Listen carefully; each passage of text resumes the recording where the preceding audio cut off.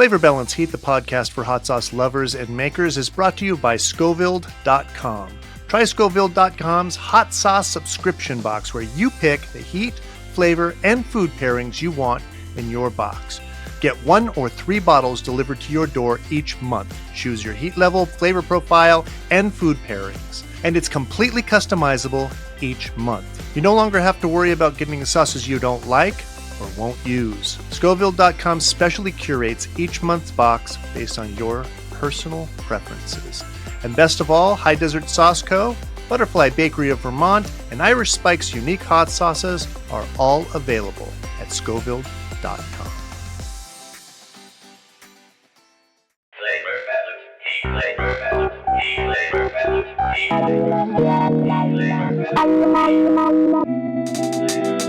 Welcome to Flavor Balance Heat, the podcast for hot sauce lovers and makers. I'm Spike. I'm Grumpy. Zach. And I'm Claire. And today we're talking to Al from Heartbeat Hot Sauce. Hey, Al. How you doing? Very good. It's really nice to meet you. I'm going to jump in before Zach says his famous line. And I want to let you know, when we first started up, we started in 2018.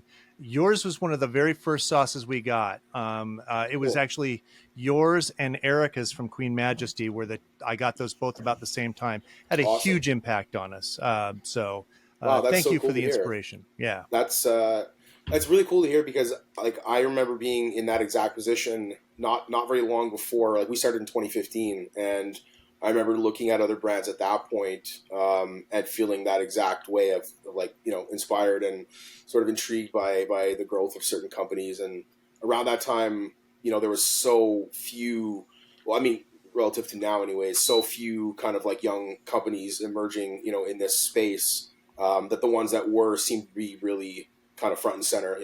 Now it seems like every day there's a new startup popping up online. It's hard to keep track of who's doing what, but I really genuinely appreciate that. That's cool to hear that we inspired somebody with what we're doing. I still think of us as a young startup company trying to make an impact. So that's really cool. Awesome, thanks. I think we're about the same age in our companies. I remember looking to you guys when I first started, but I still think of myself as new, and then I realized we've been making hot sauce for about 10 years now, and that's not new anymore. Yeah, isn't that crazy? Tell us your history with hot sauce and spicy food, how that led to Heartbeat Hot Sauce. Yeah, well, it actually goes back to when I was a really small kid. I remember my dad always had a bottle of Tabasco in the fridge. And I guess one day I was feeling brave, and I busted it out and put it on some food and was kind of like, whoa, this is crazy. I've never had anything like this before. And then anytime I was over there, my parents were divorced, so I would go over, spend weekends with my dad, and I'd always bust it out and be covering my food in it, to the point where he'd have to take it away from me because he knew I was going to ruin my food with it. And I would routinely put way too much. So I'd say that's my earliest memory of hot sauce is being a kid and having the Tabasco confiscated from me. But then flash forward a bunch of years, and this is back 2015. I'm working in the restaurant industry still at the time, and my wife and business partner Nancy, who at the time was just a friend and coworker, we discussed, I think we'd had a few drinks after service one night at the bar, and we're discussing food, and hot sauce came up. And I think we were drinking Spicy Caesars, actually, or Bloody Marys, as you call them. And the topic of hot sauce and the Bloody Mary came up, and how it's always Tabasco. Spicy Caesars is so much better. I agree, but that's awesome. I've never heard that before. Sorry, I didn't mean to. Yeah, no, it's funny. I always catch myself referring to it as a Caesar, which here it is, but I always forget if I'm down south, it's a Bloody Mary. Like, the number of times I've been at a bar or a restaurant and asked for a Caesar, and they're like, "What are you talking about? What do you want?" And I'm like, "Sorry, Bloody Mary." They're like, "Oh, okay, cool, no problem." But so yeah, we were drinking Spicy Caesars, and hot sauce came up, and I think we got a little. We kind of immediately went down that memory lane of, oh yeah, we both loved hot sauce since we were kids and this and that, and we'd been eating this really great hot sauce, like a West Indian style hot sauce that a friend had given us, and we had both been kind of enjoying it. And I think in that moment we were like, you know what, this type of sauce would be great in a Bloody Mary or a Caesar versus just, Tabasco. Not to knock Tabasco, but it is what it is. And so we started the whole, we should try making a sauce that would be really good for this application. And, we were in the restaurant, we had the kitchen, we had the ingredients. So we kind of just were like, let's give this a shot. So we did. I think it was the very next day, perhaps, we went to the grocery store, we grabbed the ingredients that we thought would make, an interesting sauce. In and around this same time, there was we worked with a local pepper farmer here in Thunder Bay who'd been supplying the restaurant with, bell peppers and jalapenos, stuff like that. And he grew some of the super hot stuff, but restaurants weren't really buying that stuff. So at the end of the year, he had a, literally a truckload of, like a pickup truck box load full of hot peppers. Then he'd gotten wind that we started to get interested in hot sauce, and he literally just showed up one day and was like, here, this is the last of my pepper, harvest for the season. I can't do anything with it. So it's for you guys, like, Merry Christmas. So we had hundreds of pounds of all kinds of different peppers, habaneros, lemon drops, Scotch bonnets, ghosts, everything. And I mean, we knew nothing about making hot sauce at that point, other than that we wanted to kind of give it a try. So what ended up happening in there, which was kind of a real blessing in disguise, at the time it did not seem like it, is we had hundreds of pounds of peppers, and we realized quickly, like, these aren't going to last. We don't know what we're doing enough to get through this much, this volume of peppers quickly. So we thought, okay, well, we don't have the freezer space. The restaurant does not have freezer space for this. So we're like, okay, well, we got to ferment these. We have to preserve them somehow. So we figured out how to naturally ferment them as strictly a means to preserve them, so we could do something with them and enjoy kind of playing with them for the next few months or whatever. And then flash forward, the preserved or the fermented factor has become a huge part of our brand and all of our products. So that was a happy accident, I guess. But so we did just that. We got it fermented, and then we started playing with different recipes using different peppers, and kind of just let the pepper inspire what we were doing with it in terms of a finished product. And after doing, tons and tons and tons of this with different peppers, we found we were gravitating more towards red habaneros as a flavor that we really liked, pepper wise, and kind of wanted to just lean into the flavor of the pepper as that forward flavor you get from it versus an additional ingredient that, kind of shares the spotlight with the pepper. So we started really sort of refining that recipe that we still use to this day for our original red habanero. We kind of dialed it into what we thought was the best hot sauce for our liking and our use, which is all it was intended for at the time. But in doing that, we cooked, pot after pot after pot, and we were only going to eat so much of it. So we started giving it away to people in the restaurant, staff, friends, family, and like regular customers that would come in. We'd walk out to the bar and give them a little jar and be like, here, something we're playing around with, like, take it home, let us know what you think.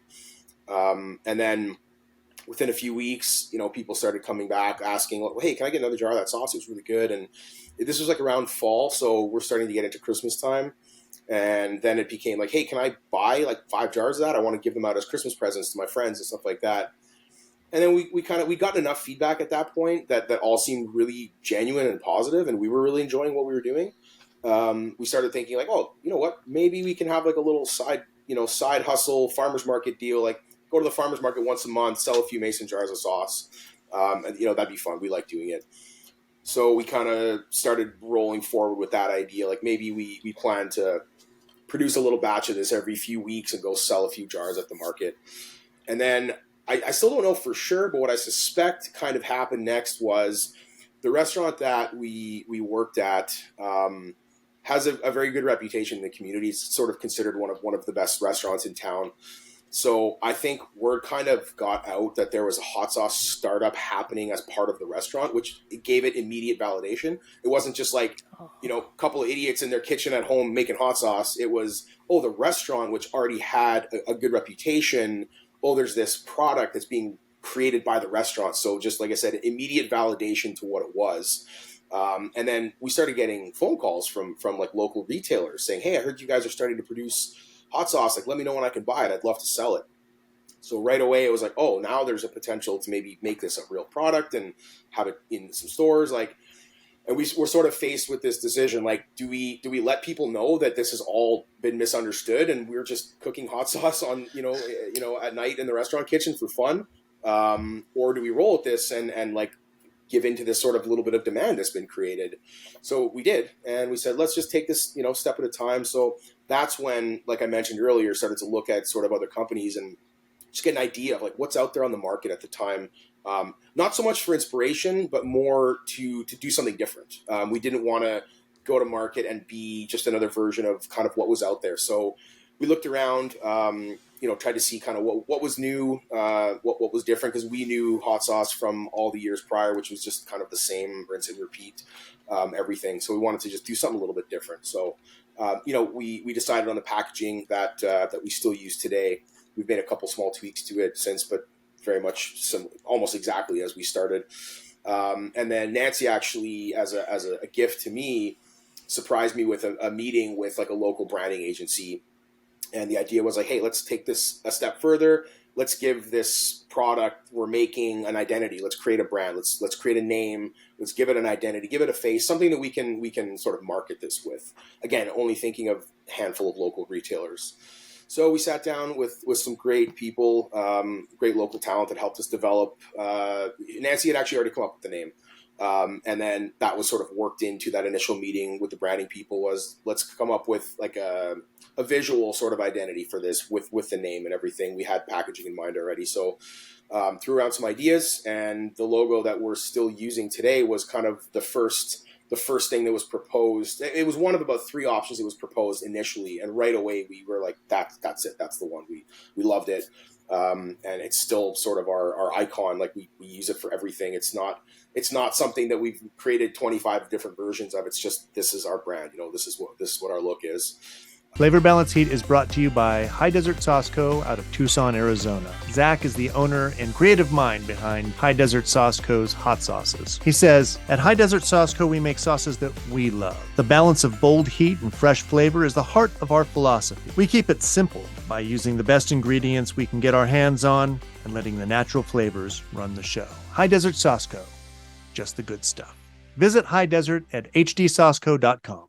So things kind of quickly escalated from there. We all of a sudden had a brand. We had a little company, So we kept just making sauce, and we started taking those first steps of like, let's figure out how to get this in a bottle, and let's throw a label on it. And at this point, we're completely naive to all of the formalities that come with making a product that you're going to sell in a store. We're still thinking such small scale at this point, but that's truly how it really started. Was just that sort of initial push for the product that we didn't realize was out there. And we said, like, let's just roll with it, So we got those first few local stores set up, got some product in there. And again, around the time this is happening, there's very few sort of like craft small batch hot sauce makers out there making any real noise. I'm sure there was lots in the works, but not too many out there, especially in Canada. There was only a handful I could think of, a small handful at the time. So again, I think somehow word kind of got out there that there was this hot sauce startup company happening in Thunder Bay, which is a story of its own, because this is a very small little isolated community. We're 8 hours from the nearest city, So we actually had someone from CBC News reach out, and I still to this day don't know how they heard about this. I'm guessing through the local branch of CBC made its way on, and then it was actually a national CBC thing. They reached out and like, hey, we want to interview you and talk about your new hot sauce company. And we're still in the mentality of like, what's going on? Like, we're just doing something that we decided to try.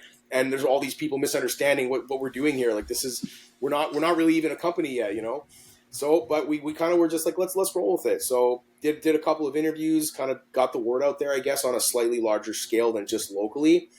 And then very quickly things just took off. I think the timing was really perfect, and that there was interest in this space from, the consumer public, and very few options.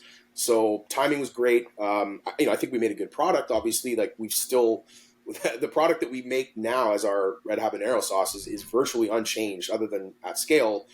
We stuck with that original formula we created because we really liked it. We went into it with no concept of like food cost or scalability. We just said like, damn everything, let's make the best tasting product we can. And I'm so glad we did, because I think a lot of companies now are probably getting into this business with business in mind, and immediately you start reimagining how you can make your product a little bit cheaper, a little bit easier. We didn't consider any of that, which has created numerous hassles along the road of growth and expansion and scaling and everything. But we were determined to stick to our guns and do it as we started, and not make it cheaper, not add anything that we think is going to stretch this a little farther or whatever. So I think it resulted in, and still is resulting in, the best quality product we can make.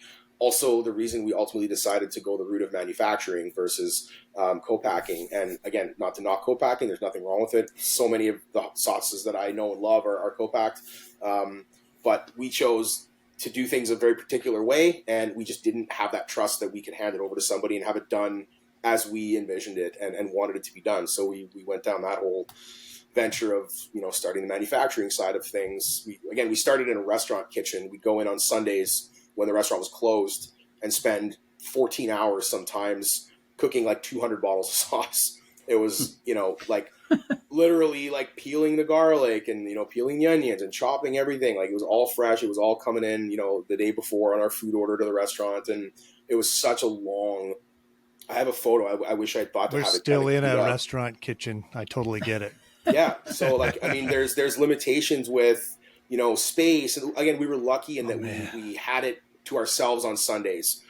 So we had the whole kitchen. We had a whole prep kitchen that we could work with, which was fine for the cooking side and the prepping side. But then you get into the starting to bottle and label and all that. That's where it started to get a little bit challenging, and we had to get pretty creative. And at one point, we were literally using like 1 liter squeeze bottles like you'd use for salad dressings to fill smaller bottles. Like that was our method of filling, was like a bigger bottle into a smaller bottle, because it had a nozzle that could fit in the opening of the bottle. And at one point we had like a stock pot with a spigot and a funnel tied with butcher string underneath the spigot, so we could get the bottle under the funnel and control the flow of the sauce with the spigot. Like, looking back on it, I'm like, I don't know how we got anywhere starting this way, but I also kind of love looking back at those photos and remembering those challenges. And it's as you all know, there's a lot of growing pains when you're getting from nothing to even just early stages of something, right? Yeah. Hey, excuse me for a couple minutes. I assume we'll keep going. We'll keep going. You guys can keep doing your thing. Cool. All right, now it's time to talk shit about Zach. Yep, he can't hear us now. All right. Tell me everything. Tell me the dirt. I can still hear you. I mean, just kidding.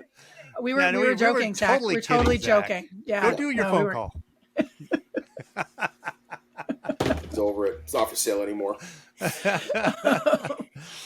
Al, are you still fermenting your own peppers, or do you buy in fermented mash?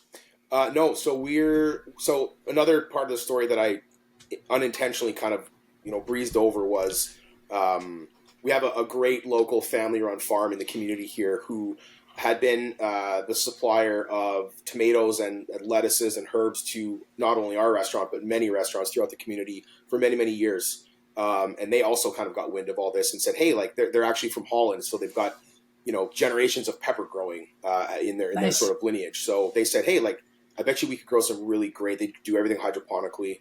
We could grow some really great peppers for you guys. Like, we'd love to try it. So we said, yeah, absolutely, go for it. So they started, and still to this day grow. I mean, we've scaled up to a point now where they can't possibly supply us with everything we use, right. But we buy every pepper they grow. They only grow peppers for us. So they've actually dedicated multiple greenhouses in their facility to growing red habaneros and scorpion peppers for us. Nice. They've tried different things over the years, but those are the two that they can really turn out the best versions of, and we use a lot of them. So we buy from them. So yeah, we're still fermenting all of that local stuff, which some of those peppers go into every batch we produce. So every bottle we produce has some of those local peppers in them. We stretch them to ensure that every batch of product does get some of that local stuff in it. And just, initially it started as all local pepper, and then we just were no longer able to sustain that. But it's still really important to us that we maintain some amount of that local product in our finished product, just for the sentimental side of it, I guess. But so yeah, we ferment all that, and then we have other farms around Ontario. So all the peppers we're bringing in are still grown in Ontario. Nice. So we have them coming in from different farms, mostly further down south. The growing season up here is like nothing can get in the ground really until June, and it's done by the end of September because we start to get frost. So the growing season is so short.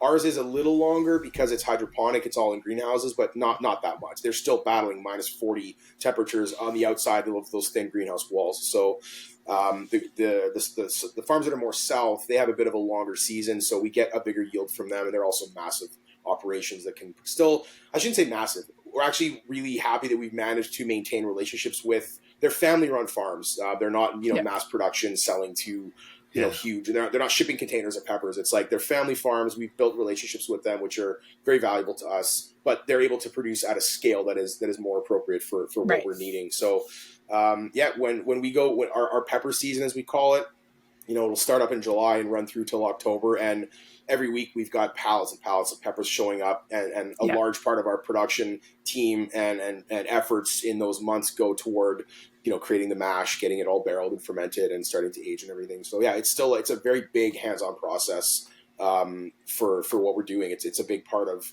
that's why I said earlier, like it became a very big part of our brand and our story is that fermentation process is right. It's a labor of love, but when you open the lid of a drum of fermented peppers and that aroma that hits you there's really nothing like it. Like I've never experienced a scent like that from food that is as sort of like complex. And I think I'm maybe a bit of a nerd for it just because this is what we do. And I love that. But it's really remarkable. Like it's something that I've tried to, when there's been people coming through here, at a time where we could open up a fresh drum and like let someone have that experience. It's always like a shock to them how intense it is, the smell and everything. It's just, it's awesome. So I hope to never have to, move away from doing that. Yeah. Flavor Balance Heat, the podcast for hot sauce lovers and makers, is brought to you by Irish Spike's unique hot sauces and Vandal pepper sauces. I'm Spike, the owner and executive saucier. Our sauces are handmade in the Pacific Northwest using the best possible ingredient. We believe that hot sauce equates to a balance of sensational heat coupled with a robust and complex flavor profile. Live your hottest life with Irish Spikes. Irish Spike's unique hot sauces and Vandal pepper sauces are available at saucecult.com. Can I ask what percentage of salt you use in your ferments? 14%. 14. Okay. Yeah. I've been, we've been experimenting a little with fermentation. We freeze our peppers. So, but we have a 2,000 square foot freezer and it's ridiculous. And like it's challenging. Yeah. And you can't mop a freezer floor. Do you know how much that annoys the shit out of me? It's great though for playing a prank on a new person. We used to do that. To mop the freezer floor. Yeah, in the restaurant business, that was chef would always have the new guy mop the freezer, and it would stick, and they'd be trying not to say anything to him. It's great. Yep, I've seen that one. Seen that one a couple times. That's for sure. Oh my gosh, we occasionally, if we have something that we really need to get up, we'll pour some like hot water on it and really quickly go at it. But our freezer's like 2 degrees, so it's just one of so many challenges, right? If you're freezing, freezer space is tough. If it's refrigerated, that's tough. If it's even for the fermentation side of things, it helps in that it can be it has to be done sort of ambient temperature, but then it's like drums, 55-gallon drums take up a lot of space, and we're still doing them in barrels. We don't do them in totes or bigger volumes. We still want to really control that process, and it's been. I actually don't recall ever having a whole barrel of mash that something went wrong with and we had to dispose of. But in the event of something going wrong, like we don't want to lose thousands and thousands of pounds of these precious peppers. We only get so many, and it's been a big challenge with growth is like we have to tell our growers in January what we want for the entire next season's yield. I know. So it's like, how do we know what's going to happen between January and the end of next year? It's a really interesting sort of guessing game, and we've gotten pretty good at forecasting and predicting. We've gotten close, but you don't want to be stuck with way too many, and you certainly don't want to not have enough because we're not walking down to the market and grabbing a basket. Like there's nothing else out there. So forecasting during the pandemic was the most ridiculous game ever. Oh my God, I can't even imagine. I way overbought certain peppers and underbought other peppers, and we're still working off of some peppers from 2020. I believe it. It's so. I mean, nobody knew what was going to happen. Were there going to be huge surges or massive droughts, or how did So, look, can I ask, like, how did that affect you guys? Like, you know, we all work in very different sort of spaces and areas. So, like, what was your experience like through that period with sales, with just business overall, production, staff, like? Yeah, I mean, for me, it was we had just launched Keith's products right before that, Oh, yeah.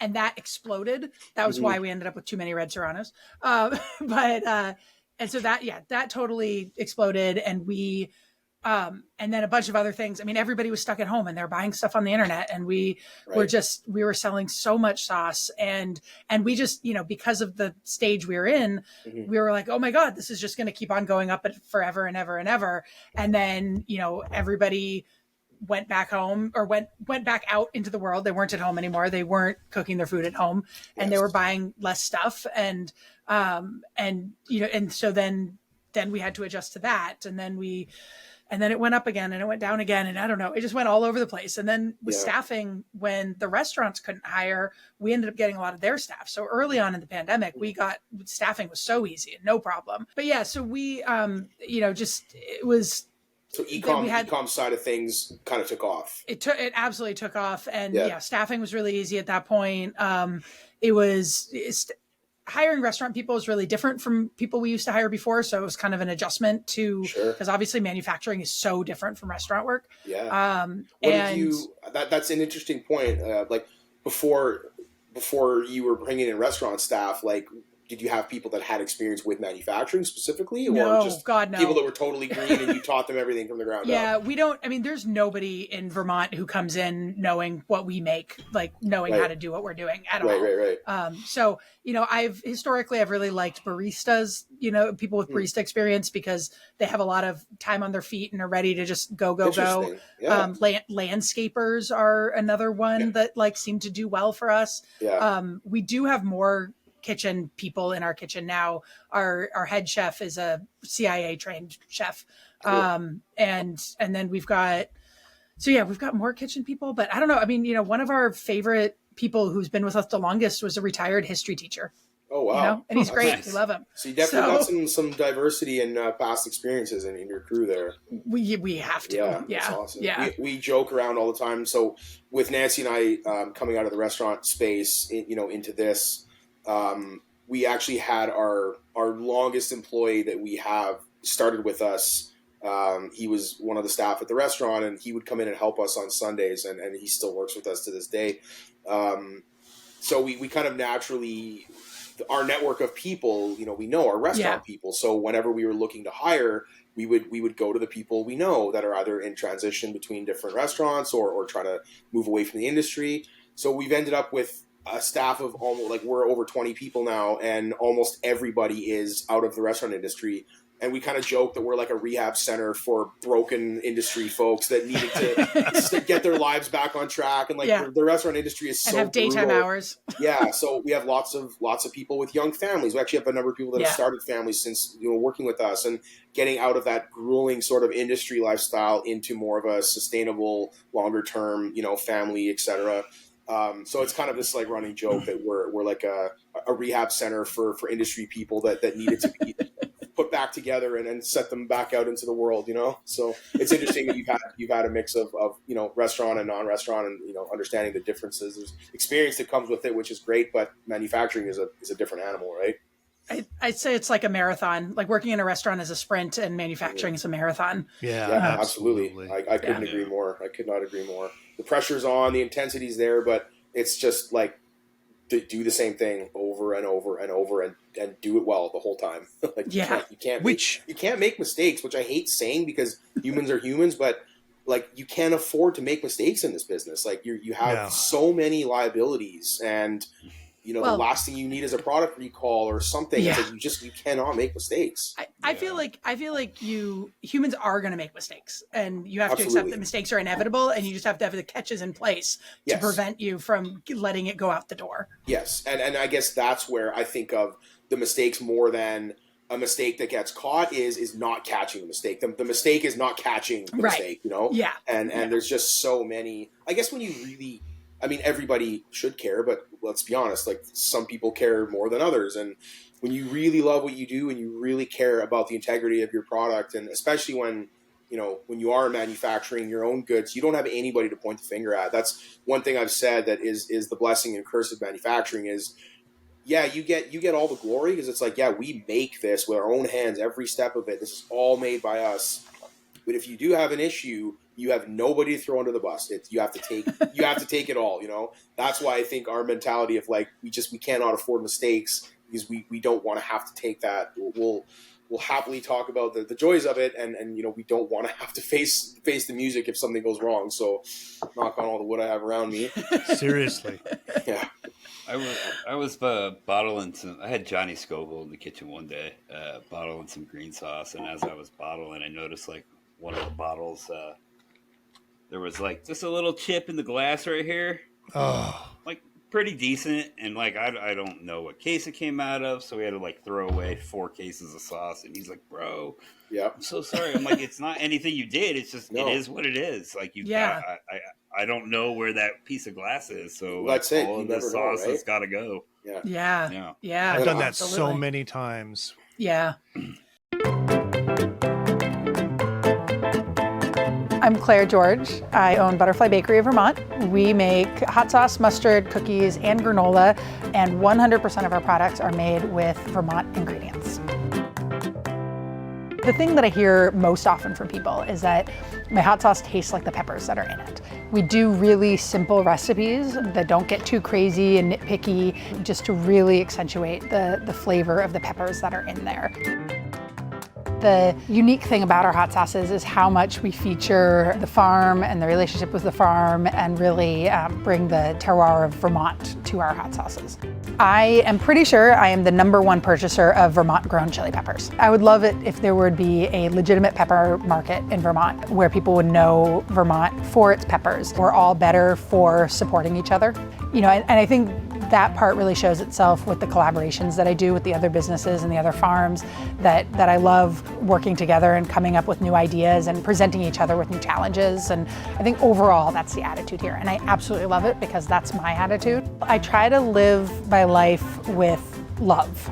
The ingredients that I use, I would say that my values are reflected in that I use ingredients that, again, feel good, feel loving, feel supportive. The relationship with the farmer was how it all began. If I changed the reason for it being, if I went out and bought some commodity peppers, it might not be as good.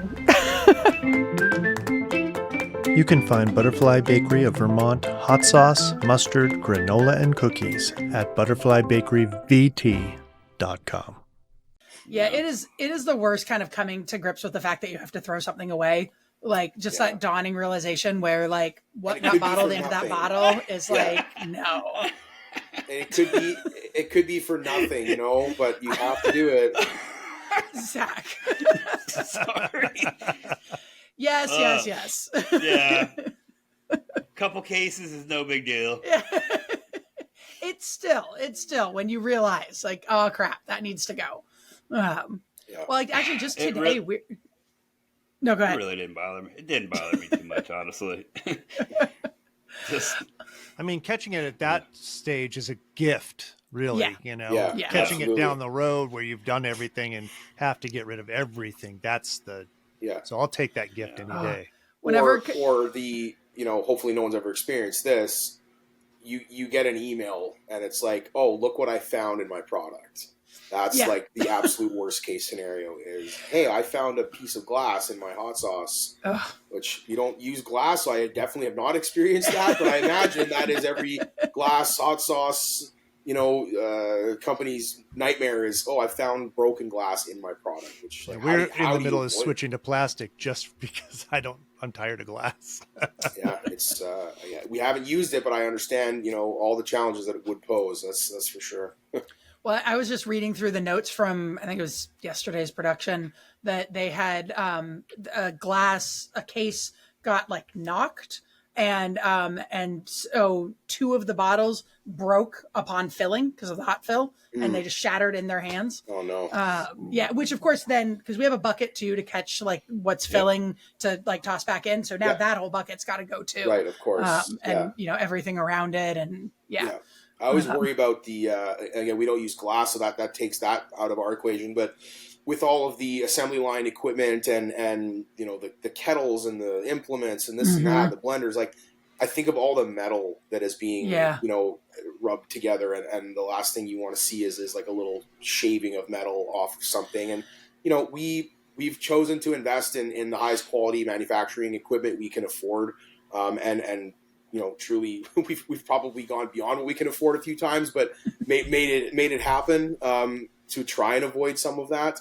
And you know, luckily we've never had an issue. One time we found one of our processing tools had a tiny little set screw that was not there anymore, and it was like, oh my god, like same thing. It's like, where is it? Like we can't do anything with all this product. And then of course, sure enough, we find it not in the product. It just, you know, come loose somewhere. But like, it's those early, this is a long time ago. These are like early stage learning, you know, tools where it's like, okay, well, part of our process every day, part of our protocols is checking everything that could come loose or become problematic in that sense, so you don't run into that problem. It's like, you know, airplane maintenance, do it before you have a problem, right?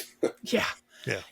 We're working on that on our preventive maintenance steps, just making sure that that we're covering all those bases. But you know, we had a pin, like a cotter pin, fall out into 200 gallons of sauce. Oh no. And you know what was really fun is pouring all of that sauce through a sieve to make sure we found it. Right. And not just so it didn't go into our bottles, because obviously we don't want it to go into our bottles, but we've got equipment down line. Yes, we've got a mill, we've got a pump, we've got a filler. And the last thing we want to have That's thing the real is get problem. caught and jam that piece of, you know, $10,000 piece of equipment. Yeah, you get a high shear mixer with a cotter pin sucked into it or something, and oh god. not so much. So see, this is why not everybody does this. There's lots of good reasons why people don't do this. It takes but this is fun. Yep, absolutely. Every chef and their mother is starting a hot sauce company these days. That's what it seems like. It really does. Yeah. It's it's like the Wild West right now, you know? Yeah. I'm so glad that we chose to do this when we did. And I, honestly, like I've never been intimidated or concerned about other hot sauces in a competitive sense, because I truly think of hot sauce like beer or wine. It's like, if you're into that product, you collect, you buy lots, you know, like my fridge as a consumer, I probably have over 100 bottles in my fridge at home. And I'm no different than the average hot sauce lover, you know, like you maybe a little bit more on the extreme side in that regard. But I think if you like hot sauce, you're buying a bunch of different ones. So I don't feel like we have to be the one and only that people will choose, but more just the space is becoming so crowded with new brands and like emerging brands and new crazy ideas and like new crazy styles and looks. And like, it's super cool. I think, like, you know, high tide raises all ships, right? It's good for the industry, but I can't imagine being a startup in this current time where it's like, how do you not just become white noise? Like it's just the Wild West. Like, everyone's doing everything. The Wild West is really a good way to put it, because that's one of the reason why we started this podcast, because so many people are doing it. They're just cowboying it, and they're not doing, and they're not taking all the precautions that we've just been talking about. And Zach and I would sit on the phone bitching about like this, you know, one after another that we would see, and how we hated seeing this. And that's when I was like, let's just talk about it in public on a podcast. Sure. Because people need to talk about it more. It needs to be the example that people see first, because all they're seeing now. And chefs are the worst. Chefs are absolutely the worst. No offense. Yeah. No offense. No, I couldn't agree more. That's my background. That's what started this on our side, but I completely recognize how that can be problematic in a lot of ways. But yeah, it took a long time to get my mentality around from cooking to production. Is just so different. And you know, it's just, everything has to be exact, and you have to really pay attention to all the details. Whereas on the line, something goes wrong with a dish, you can always make adjustments to it. You really can't do a lot of adjusting. No, you can't. And it's interesting. Like I touched on it earlier about how we developed our first product. Which, by the way, funny thing, when we made that product, we said this is it. We were going to make one really great sauce, and we're never going to make another one. We're going to be that one. Like Tabasco's a bad example because they have a bunch now, but like known as like they have one product. That is the product. That's the brand. That's what we were going to do. And then here we are 15, 16 sauces later, but talk about naive. But yeah, that was the idea back then, was like, let's just make it as good as we can. And we thought of it like food, not like hot sauce. Like, let's build a sauce. So I was, trained sort of like classical French, my cooking background. So building a sauce was a big foundation in cooking, was how to properly create the layers of flavor to build a true sauce, whether it's off of a mother sauce or just something, like a pan sauce.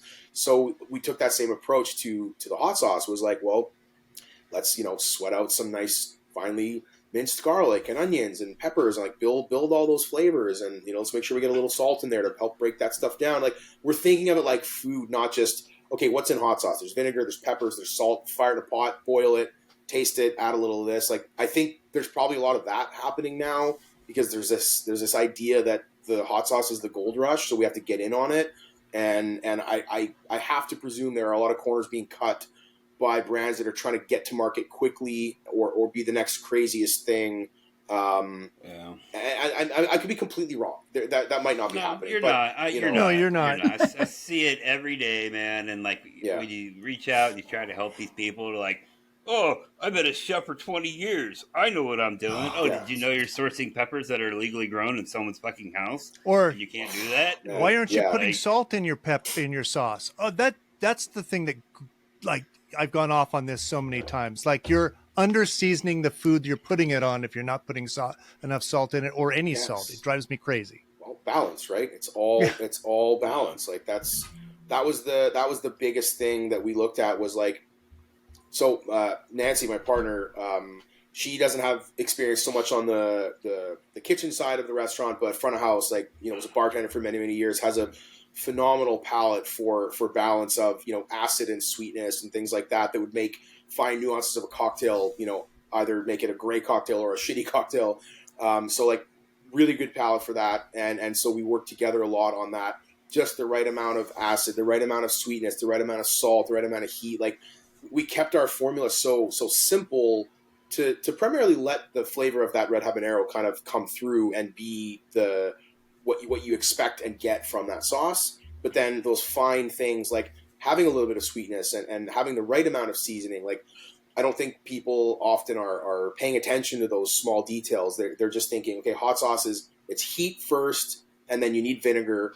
And sometimes, like you said, the salt is even overlooked. I'd say that's probably one of the most critical things that I find myself thinking of hot sauces is it tastes good, but it's under seasoned. There's just not enough salt in there, or acid hasn't been used as a seasoning, which it can definitely be a thing too. And some just pale, in comparison to others. There's been a few sauces that have actually made me mad because they're brilliant sauces and they have no salt in them. And I'm like, why did you do that? I mean, you're right on the edge of something really, really good, and you just killed it. Yeah. I mean, but you could say the same thing about food in general, right? Like, how many times have you gone to a restaurant, had a good meal that could have been a great meal if it was just seasoned a little bit better, So that's what makes some people good at cooking and others not, is they don't capture that when they're trying something. It's like if you go to any decent restaurant, every plate of food you put out, someone has tasted that food before it made it to the plate. Like, you taste everything, right? Like, you've got a bin full of spoons on the line, and every dish you cook, every other than a piece of meat, you're not going to take a bite out of somebody's steak or burger, but like, anything that you can taste before it goes out, that's what you're doing, because that has to be right. Otherwise, it's average, Absolutely. So back to the production stuff just a little bit, because this is kind of the fun side that you don't get to chat with too many people about. That was actually one of the. Well, sorry, maybe I should say this to the end. This was a question I had, but So, okay, so never mind. I'm going to put that on the back shelf, and I'll bring it up later when we do some questions. But I think our questions have kind of all gone out the window. So well, I do want to. we've already talked about my next I'm one, actually really curious about the $100 hot sauce.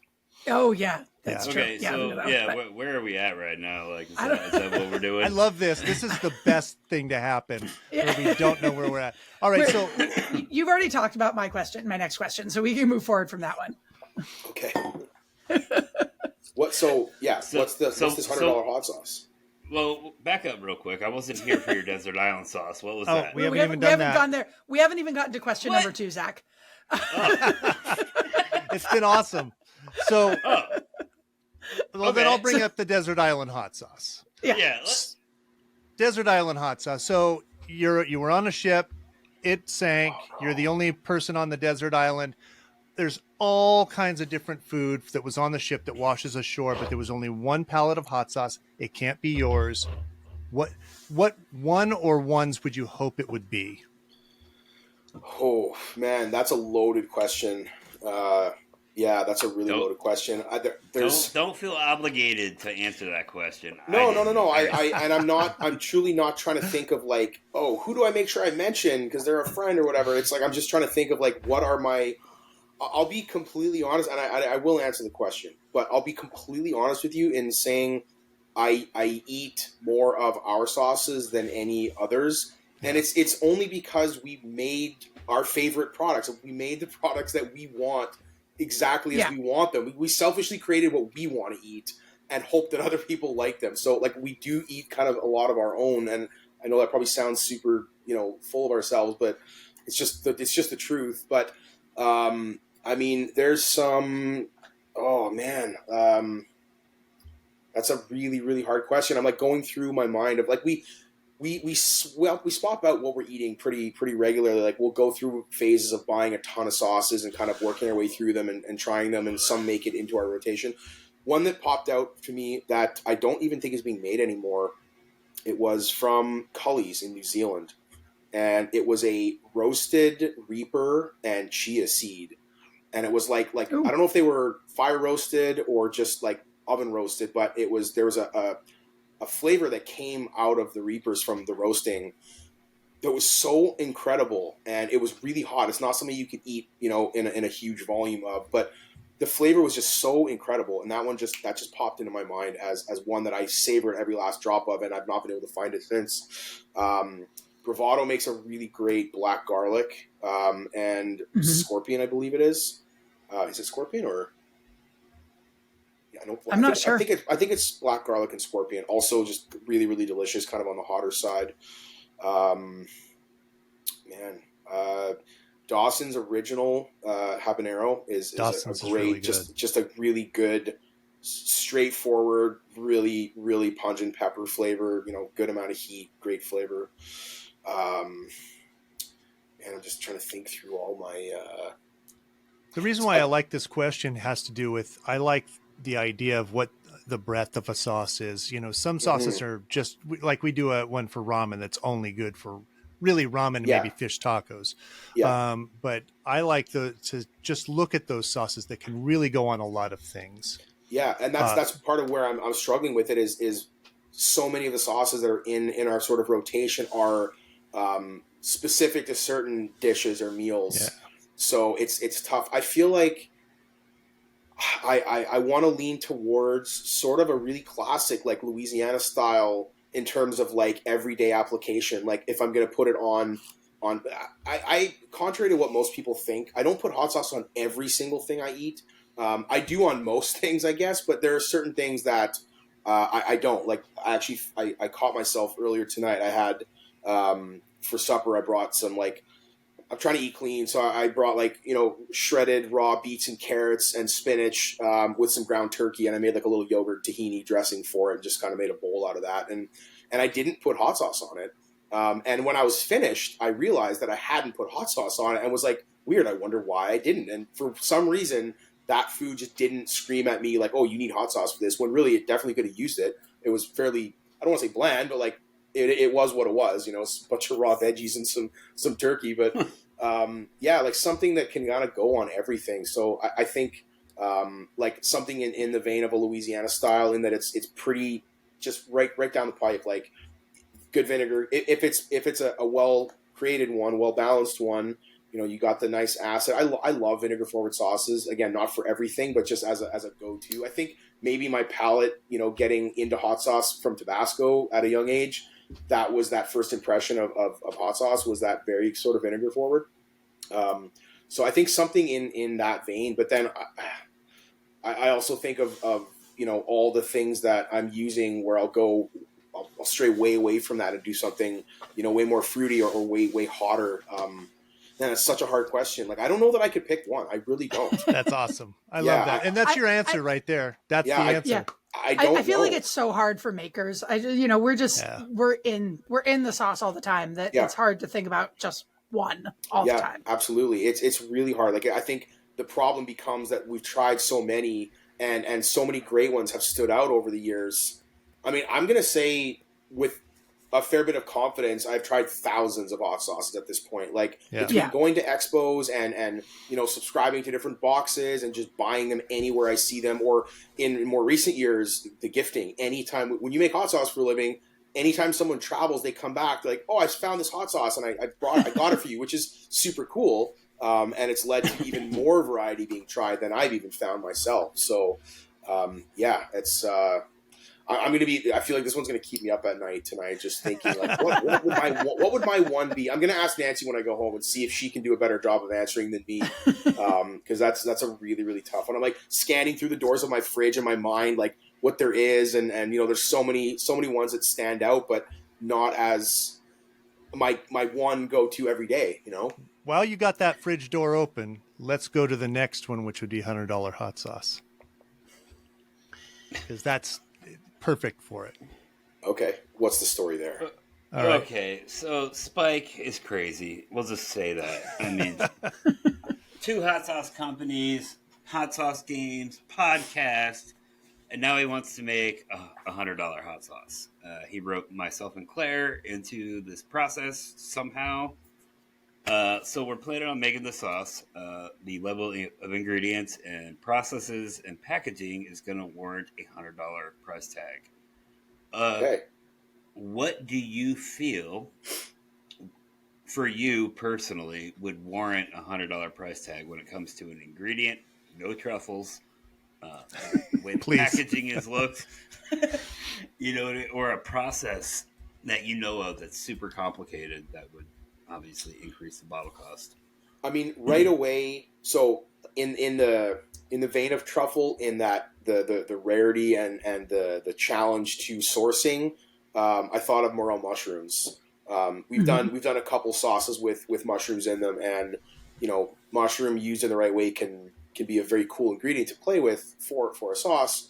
And something like morels are very expensive, very hard to come by, and there's sort of a luster attached to them for that reason that immediately screams kind of luxury at somebody. So I could see if I'm reading through a list of ingredients in a sauce, and you know what, truffle, that doesn't work on me anymore, because most things truffle they just have truffle oil in them, and truffle oil is not a high end luxury. It's truffle scraps at best infused into cheap oil, and then overly pungent flavor. Like, I love good truffles, fresh, real truffles used properly in moderation in a dish. Fantastic. One of the most amazing flavors, but it's almost never used correctly in a sauce or in a mass-produced food. I don't think I've ever had a truffle flavored anything that I thought was amazing. It's like, I want fresh truffle shaved over a hot plate of pasta or something at a great restaurant, and I like that experience. But I think reading through a list of ingredients on a hot sauce, there's not too many that would jump out at me as, even something like saffron. Like, it's super expensive, and the whole story of why it's so expensive and everything, all true, but you're not going to use so much of it, and you're probably going to infuse something with some of it, or it's not going to be so much in there that it justifies that price tag. So, morel mushrooms came to mind right away as, like, you could put a decent amount of them in there for some body and to really get that flavor. You got to use a fair bit of mushroom to have it come through as a flavor. So if I read that as an ingredient, and of course, I'm going to look at where it is on the list and know, oh, is there like half a dehydrated mushroom in this bottle because it's the last thing on the list, or is it a significant part of it? That to me, I think would be it would justify the cost. I'd be interested too, just to find, there's not too many, mushroom based sauces out on the market that I've experienced anyway. So having done a couple ourselves and tried a couple other ones that I think are really great, I'd be curious about it, to see how that particular one kind of translated. But I mean, packaging I think packaging is a very overlooked component in the CPG space altogether. Like, people look at the quality of the food, obviously has to be number one, but really, like, what makes us choose one car over another or one piece of clothing over another? It's the look of it, right? Like the visual experience you have with it right out of the gate is going to either draw you into it or steer you away from it, or you just won't even notice it. So I think really good quality packaging and really maybe beautiful packaging or custom art or something involved in a label, that's gonna appeal to a lot of people as well. I think that is, you're gonna see it before you taste it. So when it's like wine, you hear this, people talk about wine this way. The bottle that's going to jump out at you on the shelf, you're going to look at that more than you are one that just sort of blends in. So the packaging might end up being what gets them even interested enough to consider spending $100 on it. So if there was some way of making really cool, unique packaging, that would get me interested anyways. So awesome. Maybe a combination of both. Great. Nice. Check out part 2 of our interview in next week's episode. This has been a Spike Mind Media production.